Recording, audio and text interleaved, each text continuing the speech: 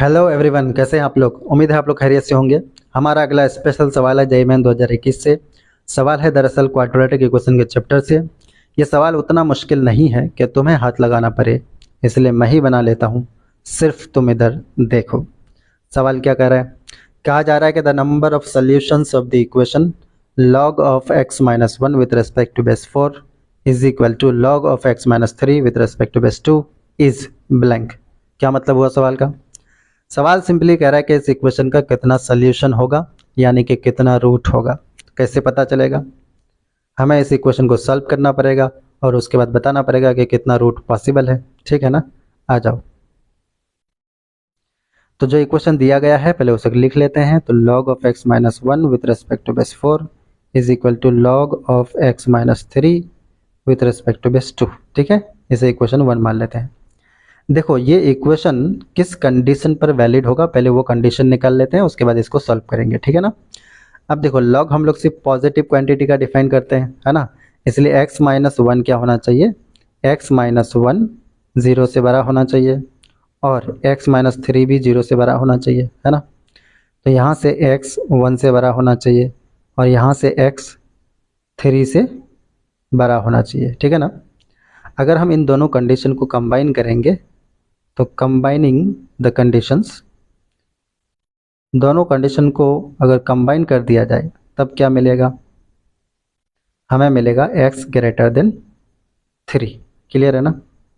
यानी इन दोनों का इंटरसेक्शन लेंगे तो x ग्रेटर देन 3 होगा। चलो, यानी इस कंडीशन पर ये इक्वेशन एक्चुअली में क्या होगा, वैलिड होगा।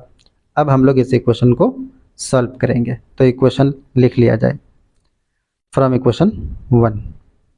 From equation 1। अब देखो इक्वेशन 1 हमारे पास क्या है, log of x minus one with respect to base 4 is equal to log of x minus 3 with respect to base 2। Clear है ना। अब देखो एक log की प्रॉपर्टी पढ़े होगे कि log of n with respect to base a का पावर k बराबर होता है 1/k into log of n with respect to base a। पढ़े हो ये बचपन में। ठीक है, तो उस हिसाब से इसको हम क्या लिख सकते हैं, यहाँ 4 को 2 का पावर 2 लिख सकते हैं। तो यहाँ पर हो जाएगा 1/2 into log of x minus one. कैसे हुआ, इस प्रॉपर्टी से। ठीक है, यहाँ से हो जाएगा log of x minus 3 with respect to base 2।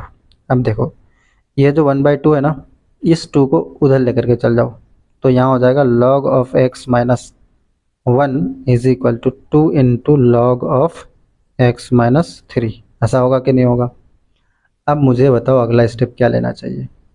अब एक चीज़ तुम्हें पता होगा कि log ऑफ, देखो log ऑफ n का power k with respect to base a बराबर k into log of n with respect to base a होता है ना, है कि नहीं। तो इस प्रॉपर्टी से हम क्या कर सकते हैं, इस k को n का पावर बना सकते हैं ना। तो यहाँ पर देखो k बराबर 2 है तो यहाँ पर पावर में चल जाएगा, ये हो जाएगा log of x minus one is equal to log of x minus 3 का होल पावर 2 हो जाएगा। समझ में आया ना इस प्रॉपर्टी से। ठीक है, अब ध्यान से देखो क्या करोगे अगला स्टेप।